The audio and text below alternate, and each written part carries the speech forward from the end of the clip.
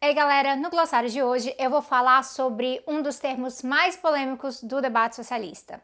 Vamos logo de D de ditadura do proletariado.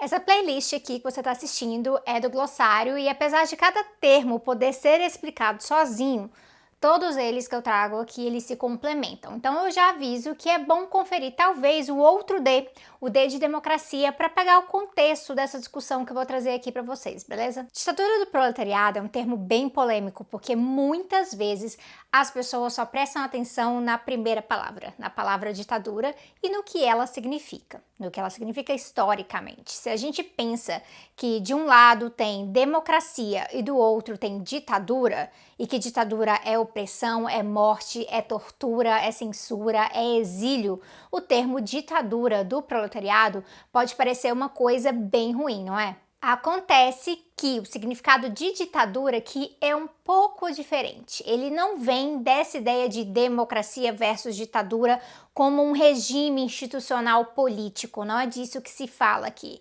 Não é sobre o período democrático no Brasil versus o período da ditadura civil-militar, por exemplo. Na colocação ditadura do proletariado, ditadura não é o oposto de democracia, não. Na verdade, significa controle e domínio. Ditadura do proletariado não significa algo assustador e opressor versus uma democracia boazinha. Muito pelo contrário. Ditadura do proletariado tem um oposto sim, e o seu oposto, na verdade, é a ditadura da burguesia. Então vamos por partes aqui. Peguem o Brasil de exemplo.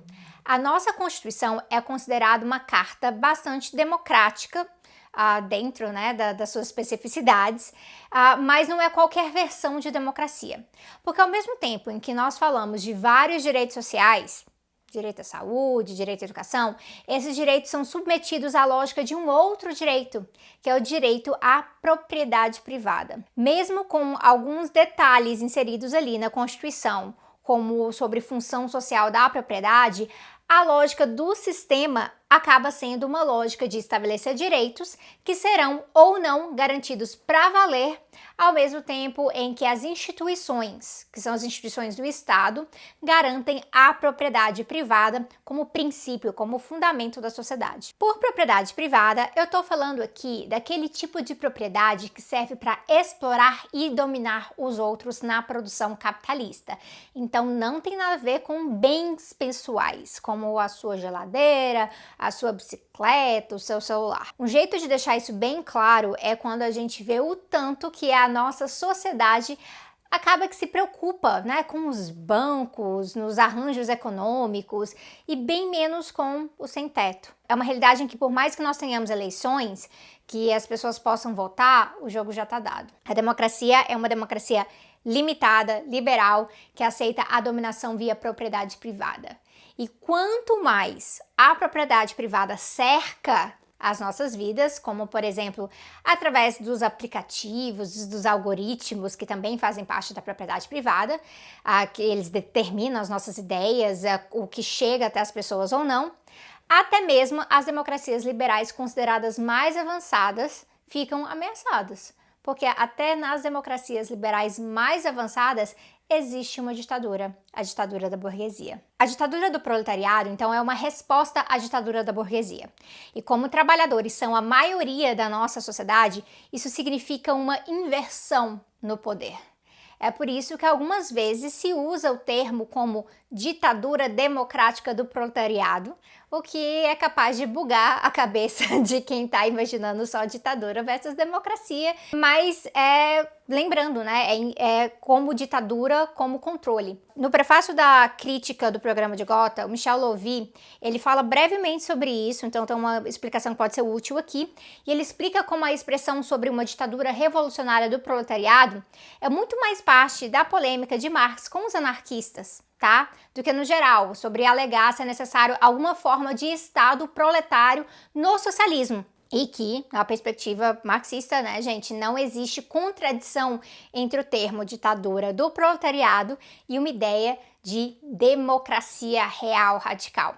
Apesar da gente saber que há diferenças de concepção sobre isso, com os anarquistas. O interessante que o Levy aponta aqui é que o próprio Engels estava ciente dessas polêmicas, obviamente ele estava antenado sobre tudo. Tanto que ele vai sugerir, o Engels vai sugerir o uso da palavra Gemeinwesen, uma palavra em alemão, tá? Que tem um significado mais próximo de comunidade do que de Estado. Então, uma ideia de comunidade política, e isso seria uma forma de talvez substituir a palavra Estado nesses escritos. No mais, é importante que a gente destaque que essa ditadura do proletariado, ela é algo temporário, pois o objetivo que a gente tem aqui é garantir as condições que levem à abolição das classes, através de mudanças na forma de produzir, nas garantias dadas na sociedade, em como as decisões são tomadas, e a partir disso, chegando até ali, não há mais divisão de classe, não há mais aquele proletariado separado de todos. Então, quando Marx fala de ditadura de proletariado, ele está sempre falando desse período de transição entre capitalismo e comunismo, ou seja, como a classe trabalhadora deve estar no poder durante o socialismo, para assegurar o caminho até o comunismo. E aí o S de socialismo pode ser útil para você aqui. No pensamento de Marx e Engels, a Comuna de Paris é um exemplo de como se buscava construir essa ditadura do proletariado, porque não era sobre um regime diferente de democracia, mas realmente sobre uma democracia diferente, com outros termos, em que a classe trabalhadora governasse de fato, que é algo muito longe do que a gente tem aqui no Brasil, com ou sem Bolsonaro. Agora, é importante pontuar também que existem diferenças dentro do próprio marxismo sobre como esse poder deve ser exercido, organizado, se há limites, se não há limites, quais são as organizações e assim por diante. Rolf Miliband, por exemplo, ele explica que quando uma organização utiliza a terminologia ditadura do proletariado, isso na verdade não diz muita coisa sobre qual que é exatamente o papel do partido, questão de repressão ou desmobilização de contra-revoluções, como é a organização das tomadas de decisão no geral, questões de cargos. Mas para mim isso é uma parte que tem muito menos a ver com o termo ditadura em si, ditadura do proletariado, e muito mais a ver com a questão da organização da construção revolucionária em si e os seus princípios de ação. E aí, gente, isso é um papo que vai para muito além desse nosso quadro aqui no canal, tá? Por conta das confusões que tem a ver com a ambiguidade do termo, é bom pontuar que muitos marxistas acabam resolvendo falar como democracia do proletariado hoje em dia. Mas no fim das contas, o importante é que a ideia central é a mesma: autogoverno da classe trabalhadora, de modo a garantir a transição do capitalismo para o comunismo. Então fica a dica novamente de assistirem ao S de Socialismo para pegar o contexto,